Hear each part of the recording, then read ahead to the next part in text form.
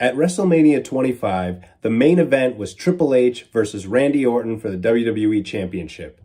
Now, you have to keep in mind that on this show was one of the greatest professional wrestling matches in history, Undertaker versus Shawn Michaels. Now, whoever laid this show out should have understood that nobody really was going to be able to follow that match. Now, they did have a match between John Cena, Edge, and Big Show for the World Heavyweight Championship after the Undertaker-Shawn Michaels match, but that was a relatively short match. You know, Triple H and Randy Orton, they wrestled for more than 20 minutes and put on one of the most boring WrestleMania main events of all time.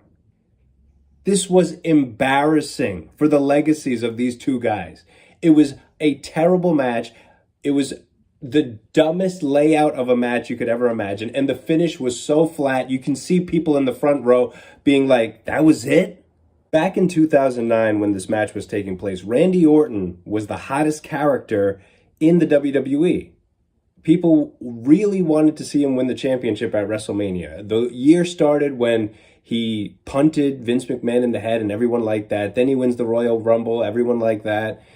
And people weren't really too excited about a match between Orton and Triple H, but they did a couple of segments on TV that got people kind of excited for it.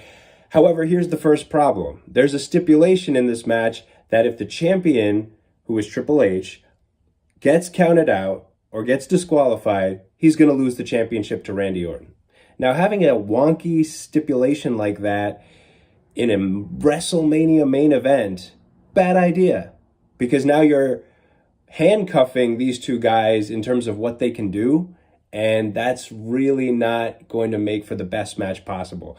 And obviously, since it's the WrestleMania main event, which is probably the most watched wrestling match every year, you should want it to be the best match it can possibly be. You don't hamstring these guys. I mean, so they're already kind of set up to fail, but you know, this is Triple H and Randy Orton. They've had a million good matches in their career. They should be able to pull off a great WrestleMania main event, right? Wrong! Randy Orton and Triple H come out, and their entrances last for about 8 minutes. Now, keep in mind, these people sitting in this audience have sat through a very long show and one of the greatest wrestling matches of all time. And they've already seen a new champion with John Cena beating Edge and Big Show. So they're probably tired at this point. The match starts with Triple H taking Randy Orton down, punching him a bunch of times, kicking him in the corner a bunch of times. And then about a minute into the match, Randy Orton hits an RKO on Triple H. Mistake number one. I've never been a fan of people doing finishers near the beginning of the match.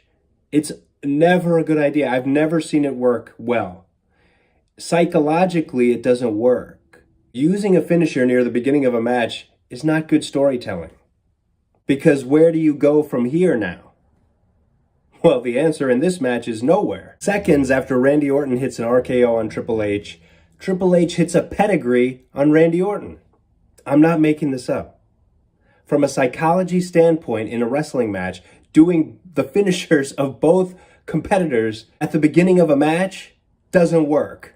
After these guys hit their finishers, they start fighting a little bit, just punching, kicks, throwing each other outside the ring, and nobody's reacting for any of this. The pace is so slow, and the fans very early on realized, wow, this match is going to suck. Like, this is not interesting at all. They already did their finishers. At one point early on, Triple H gets out of the ring. He pours water on himself and just to wake himself up, because I think even he's getting bored. At one point, you can see the crowd making noise, and you're like, oh, is somebody going to interfere or something? No, there was probably just some distraction in the crowd. I think there was probably an impersonator doing something, and you can see the entire crowd's attention shifted towards them. They're making noise, but not for the match. So how does Randy Orton respond to the crowd making noise? He puts a chin lock, a rest hold on Triple H. Brilliant. As this match plods along, you can tell it's just a color by numbers match, and the fans realize it too. Nobody is, jumping up and down. Everybody's just seated, quietly observing this mess of a match. Barely any reaction to any of the moves these guys do. I mean, it almost feels like these guys didn't prepare anything at all. It feels like somebody who didn't do their homework and didn't study, and then they expect to get an A on the test. It doesn't work that way. Now, if you remember, if Triple H gets disqualified or counted out, he loses the championship to Randy Orton. And so there's a couple of spots during this match where they kind of tease that Triple H is going to get counted out or disqualified. And we're supposed to be hanging in suspense, waiting to see, is Triple H going to be counted out or disqualified? But nobody cares, because nobody actually thinks that's going to be the finish of the match in the main event of WrestleMania. So nobody really reacts to it. So it doesn't work. So the finish of the match comes when the referee gets knocked out by Randy Orton throwing Triple H into the referee. Randy Orton goes outside the ring, gets a sledgehammer. As he's entering the ring with the sledgehammer, Triple H punts him in the head. Then Triple H takes the sledgehammer, hits Randy Orton in the head, but the referee doesn't see it. I mean, technically he's supposed to get disqualified and lose the title, but the ref didn't see it. Triple H gets rid of the sledgehammer, punches Orton a few times, pedigree, done. One of the flattest endings you could ever see in a WrestleMania main event. This match was terrible. Triple H and Randy Orton were probably humiliated by it because they had a match that was so bad. After just less than an hour earlier, Undertaker and Shawn Michaels put on a wrestling lesson for their co-workers. I mean, it's amazing. But you know what? It's not an excuse. Because John Cena, Edge, and Big Show went out there and they were able to follow Undertaker and Shawn Michaels with a very exciting, short little match. So Triple H and Orton, it's their fault. What an embarrassment. And they can never wipe that from the record.